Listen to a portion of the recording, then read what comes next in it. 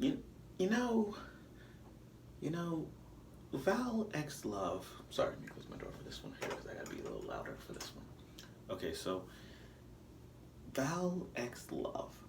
You know, looking back on this episode, just looking back, this episode was really delightful. Now, after watching this, and last week wasn't that hype as what it was, but watching this episode, it gave us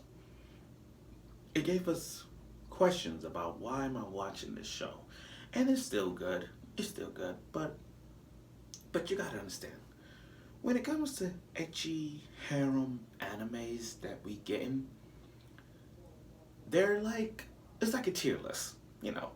Like we could put the we could name all the high tier, most quality ecchi harem shows out there, like Sekirei, Shimamano Testament, Cat Planet Cuties, Heaven Lost Property. We could go on a distance when it comes to the harem ecchi animes. But I mean, then you go like the mid, then you go like the like sort of like A tier, like Girls Bravo or Ladies versus Butlers. Those are like A tiers. But when you go to like Val X Love, it's not that hype as oh my god, this is the ecchi harem anime. I can't wait to see this. You know what I mean? It's not that hype. So when I watched this episode, Val X Love, I questioned myself about the main character himself, especially Akuma. Like I get it. I get it. He's a big guy who wants to study. Study so much to be a good person. I I get that. And he's never around people. I'm not making fun of I'm not making fun of him for that. I'm not. But this main character I'm not saying he's stupid and all, but he got to light the fuck up. And I hate to be that person, but he got in the light the fuck up. I mean literally. Like you guys, us, if we're in a harem ecchi anime world and you have 9 Valkyries in your house, tell me you don't have the common courtesy to go out on a date with one of them? Like, take a load off of studying for just one day or two, and then you just have a chance to smash one of the Valkyries. Not the little girl Valkyrie or whatever, but like I said, all the other Valkyries. You like this guy had a chance. He's living with 9 freaking Valkyries, and he's not gonna do anything about it. The only thing he'll have is just accidental falls with the Valkyries, like he had in this episode. Like the one with the green hair, her hands was on his panties. She pat the head of the student council president. I get that, but like I said, he's living with 9 other Valkyries. Do something. If we were in a situation like, okay, I'll give you an example. Okay, look at Basada from Shimamano Testament. Matter of fact, let's do it. Let's talk about that. Let's talk about Shimamano Testament. In both the anime and manga, he smashed them. He smashed his harem. Basada is the true OG when it comes to his harem because he smashed all the girls in his harem. Even Issei from High School DxD. I mean, he got the girls. He got the girls. I mean, he didn't have sex with them, but he has the girls just by following their breasts. See? You see what I mean? He got it. Oh, look at Rito from To Love Ru. Even in To Love Ru, he got all the girls accidentally, but the girls get turned on by Rito. That's all I'm trying to say. But when I look at Val X Love and I see Akuma being this big guy who wants to study a lot, I know he wants to study. Don't get me wrong with that, but you have these beautiful girls living in your house, and you're not gonna do a damn thing about it, while the other harems have done it. You ain't doing a damn thing. Why? Okay, now back to what I was saying.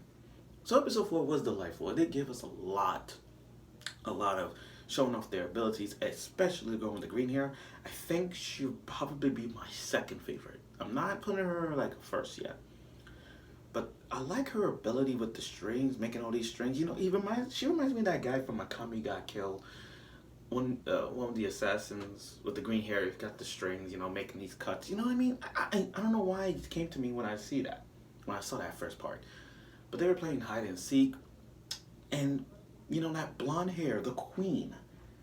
Yo, she could make walls defensively. And even though she's a level 1, she could make just one wall. If she was like a level 60 or more, she could make an entire fortress. That's how brolic she is. To defend against the Titans. Like, just imagine level 60, and if she's in the world of Attack on Titan, she can make these giant ass iron walls, and I don't think these Titans can even break it. But still, you know, I think she's about to be my favorite because of the fact that she's still in panties, and that she's like one of those anime girls that they have a split personality when you put on the glasses. Like one moment, like without it, you know how every anime girl does, like without them they're just normal, but when they put on those glasses they get serious. Kind of like Nanjo from Hensuki, or You Willing to Fall in Love with a Perfect Long. She's a cutie. Remember how Nanjo is? Like, she's just a simple girl, but when she put on the glasses, she ships the boy love. So with her, so in this one, the Queen Valkyrie, like, when it comes to her panties, she is going deep. And she steals everybody's panties. And they're trying to fight off. She is, I think she's about to be my favorite, because she's not only she's OP, but she's kind of a brolic one if you think about it. That's what I'm trying to say. But all this was to give him an achievement charm thing. And one of the Valkyries was living in a storage facility, a storage unit. I'm like something about her says that she's kind of a brolic one. But after watching a little bit, I gotta say, I like the queen. I like the one with the blonde hair Valkyrie so far. And then when Akuma flew off like some Team Rocket, he fell on top of one of the other Valkyries with the headphones. And normally a girl get blush. Normally in every harem ecchi anime where the girl, like when the guy gets on top of the girl, they blush. The girl blushes. But with her, she's like, can you get my headphones back? That's all. And I'm like, wow.